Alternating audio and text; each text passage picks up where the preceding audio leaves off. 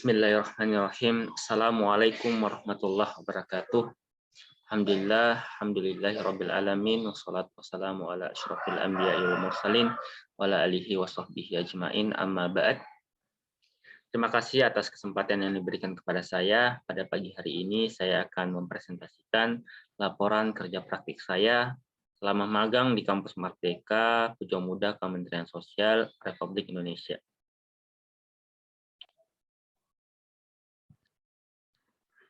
Ya, ini adalah tim saya. Kami terdiri dari 8 orang dari berbagai kampus di seluruh Indonesia.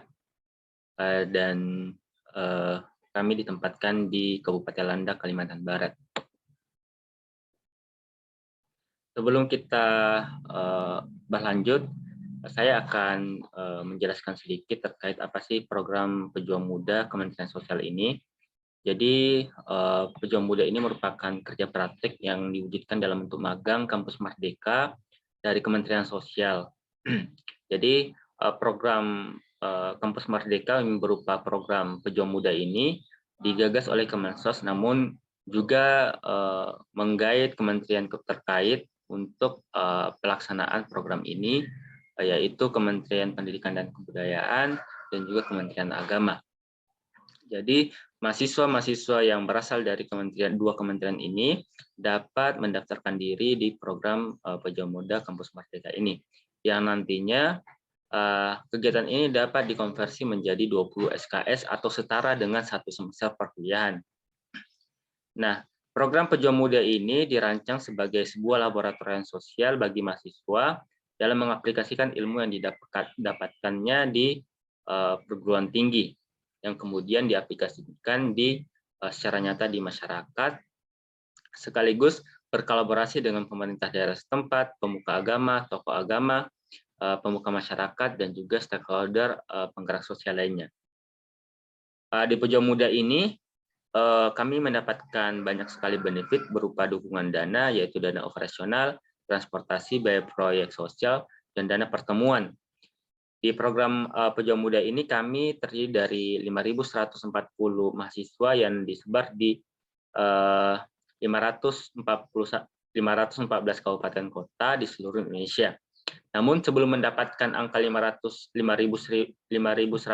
mahasiswa ini, sebelumnya kami mengikuti seleksi yang cukup ketat karena pendaftar yang 11.000 lebih, namun yang diterima hanya 5.140 di seluruh Indonesia. Baik, pada tempat pelaksanaannya kegiatan kerja praktik ini atau berupa magang di Kementerian Sosial ini, saya mendapatkan penempatan di Kabupaten Landak, Kalimantan Barat. Kemudian waktu pelaksanaannya yaitu selama 53 hari, dimulai 28 Oktober 2021 sampai dengan 20 Desember 2021. Alamatnya tepatnya di Jalan Amboyo Inti, Kecamatan Ngabang, Kabupaten Landak, Kalimantan Barat. Ini adalah alamat kantor kami karena pada dasarnya kami bertugasnya di seluruh satu kabupaten, yaitu satu kabupaten Landak, Kalimantan Barat. Tinjauan khususnya apa aja sih yang saya kerjakan selama magang di Kampus Merdeka Pejuang Muda Kementerian Sosial ini?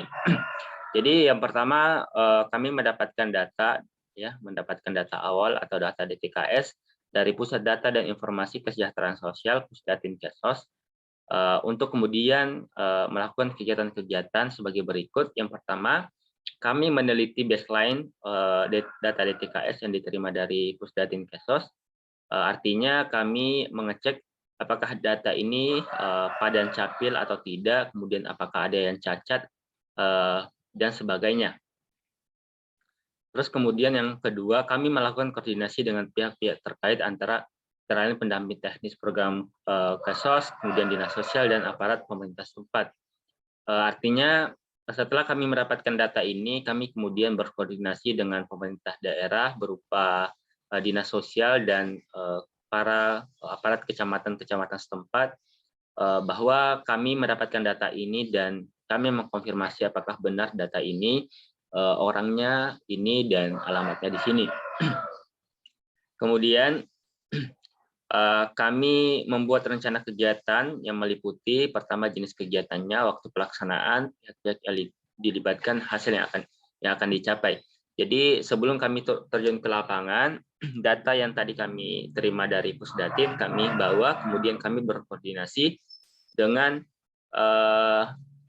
dengan pemerintah setempat yang akan kami kunjungi. Misalnya di minggu pertama kami akan mengunjungi Kecamatan Mempawah Hulu yang ada di Kabupaten Landak. Nah, sebelum pertemuan itu kami berkoordinasi internal dulu, baik itu dengan mentor dan juga dengan pendamping PKH, yang kemudian kami siapkan apa saja yang harus kami sampaikan di sana, berupa jenis kegiatannya, waktunya, pihak-pihak yang dilibatkan, dan hasil yang akan kami capai. Kemudian pas hari H, baru kami berkoordinasi, berupa datang di kantor kecamatan setempat, untuk kemudian kami menjelaskan apa yang sudah kami siapkan. Kemudian membuat catatan kegiatan harian. Jadi setiap hari kami membuat catatan harian yang berupa logbook secara online. Kemudian kami juga punya tugas prinsipal ya, dari apa-apa yang tadi kami koordinasikan. Yang tugas-tugas kami itu adalah melaksanakan verval atau verifikasi dan validasi dengan rata-rata 20 KPM atau kartu penerima manfaat ya, 20 sehari gitu. Jadi kami akan melakukan verifikasi. Nah, apapun yang akan kami verifikasi adalah data-data KPM ya, data-data KPM berupa NIK atau nomor induk kependudukan, yang kedua nama, yang ketiga alamat, data terbaru, kemudian foto terbaru, foto rumah maksud saya, kemudian geotagging. Jadi foto rumah ini adalah foto yang kami tangkap menggunakan geotagging, dan itu adalah geotagging itu menampilkan kondisi rumah, misalnya di titik koordinat berapa, kemudian pukul berapa diambil, kemudian alamatnya sudah tertera di sana. Jadi kami harus foto rumah itu menggunakan internet. Kami harus membutuhkan internet. Yang kedua, kami melakukan aktivitas secara kombinasi online dan offline di lapangan. Jadi kami juga mengikuti ya perkuliahan dari Kementerian Sosial berupa banyak sekali modul-modul yang harus kami selesaikan, seperti pengendalian bencana dan mitigasi, kemudian komunikasi sosial, mitigasi komunikasi sosial, kemudian ada